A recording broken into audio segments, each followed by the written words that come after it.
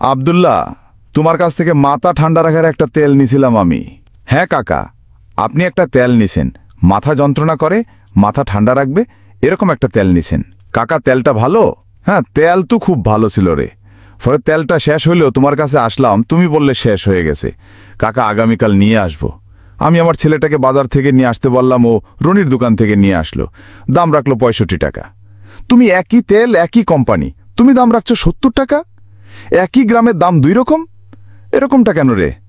এর আগে রমেশ আমার কাছ থেকে মালের দাম বেশি রাখতো বিদায় আমি ওর কাছ থেকে আর বাজার করি না। তুমিও কি এরকম? আমি আর কারে বিশ্বাস করব রে?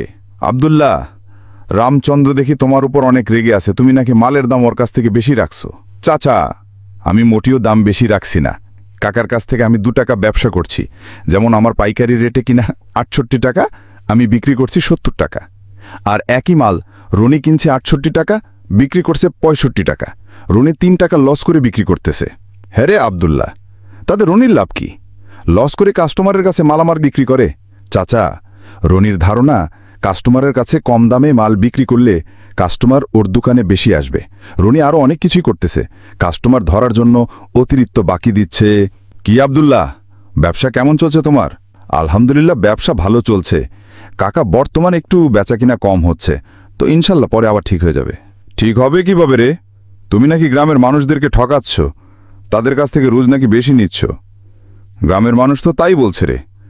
ব্যবসা তোমার চাঙ্গে উঠে যাবে রে। এতদিন গ্রামের মানুষ আমাকে বলতো আমি নাকি দাম বেশি রাখি। আব্দুল্লাহ আমাদের কাছ থেকে লাভ কম করে মাল বিক্রি করে। এখন তুমি নিজে ভাইসে গেছো, দাম বেশি নিচ্ছ।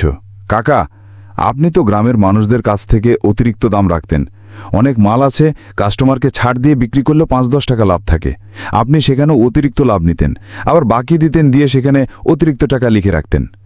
এরকম গ্রামের মানুষরা অনেক আছে, আপনার কাছে জিম্মি হয়ে আছে, বাকির টাকা দিতেও পারে না, আপনার দোকান ছাড়তেও পারে না, কিন্তু তারা আপনাকে পছন্দ করে না। শোনো কাশিমের ছেলে আব্দুল্লাহ, বেশি বাগাবাড়ি করো না। ব্যবসার কিছু টেকনিক আছে, সে টেকনিক আমার চেয়ে বেশি তুমি জানো না। হ্যাঁ কাকা, টেকনিক তো অনেক আছে। কাস্টমারের কাছ থেকে অতিরিক্ত টাকা নেওয়ার টেকনিক, কাউকে বাকি দিয়ে তাকে জিম্মি করে রেখে তার কাছে মাল বিক্রি করার টেকনিক, আবার কারো ব্যবসা ভালো চললে তার দোকানের সামনে আরেকটা দোকান দিয়ে ব্যবসা নষ্ট করার টেকনিক, তাই না কাকা? আব্দুল্লাহ, আমার মনে হয় তোমার মাথা ঠিক নাই। তোমার মনে যাই আসতেছে তাই বলতেছো। ব্যবসা খারাপ যাইতেছে তো তাই, ঠিক না আব্দুল্লাহ? কাকা, আমি মোটেও ব্যবসা নিয়ে টেনশন করি না, কারণ আমি জানি আমার রিজিকের মালিক আল্লাহ। আমি আমার নিয়মনীতি ঠিকভাবে মেনে চলি। আমি কাস্টমারের উপরে জুলুম করি না, কারো কাছ থেকে অতিরিক্ত টাকা নেই না, কারো সাথে ব্যবহার খারাপ করি না, কাউকে অসম্মান করি না।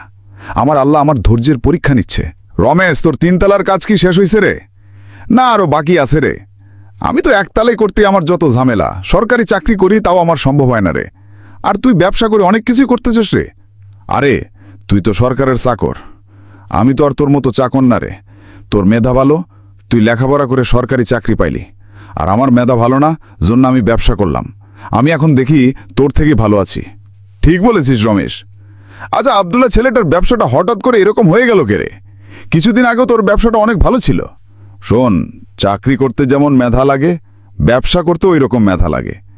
আব্দুল্লাহ ছেলেটা একটু বেশি বাড়াবাড়ি করছিল আমার সঙ্গে, তাই আজকে ওর এই অবস্থা। আচ্ছা আমি বুঝলাম না, রনি যে দামে কেনে তার থেকে আবার কম দামে বিক্রি করে কিভাবে? তার লস হচ্ছে না? তার ব্যবসা তো বেশি দিন ঠিকবে না। আরে না, এই টেকনিক ওর জানা আছে, সব শিখায় নই দিছি আমি। একটা লস করে বিক্রি করবে, আর বাকিগুলোতে ঠিক দাম ধরে নেবে।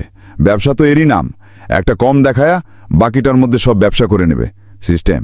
রমেশ, তাহলে সব সিস্টেমের মায়ের তোর এখান থেকে হচ্ছে রে। এখন বুঝলাম রনির ছেলেটা চাকরির টাকা জমা দিয়ে চাকরির দিকে না ছুটে ব্যবসার দিকে কেন ছুটছে। রমেশ, আমার থেকেও তো তোর মেধা আরও ভালো রে। তোরও তো আমার বসের পোস্টে চাকরি হওয়া উচিত ছিল রে। বন্ধুরা, এটা শুধু একটা ভিডিও না, ভিডিও থেকে অনেক কিছু শেখার আছে, আপনারা ভালোভাবে বুঝে নিন।